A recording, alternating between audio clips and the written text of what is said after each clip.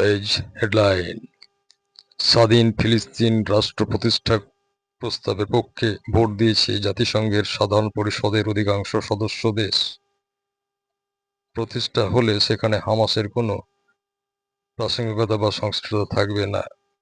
পোল্যান্ডে রাশিয়ার ড্রোন অনুপ্রবেশ নিয়ে মন্তব্য করেছেন পরস্পর ট্রাম্প ও পোল্যান্ড প্রধানমন্ত্রী ডোনাল্ড টাস্ক। নেপালের অন্তর্বর্তী সরকারের প্রধানমন্ত্রী হলেন দেশটির সাবেক বিচারপতি সুশীলা কার্কি।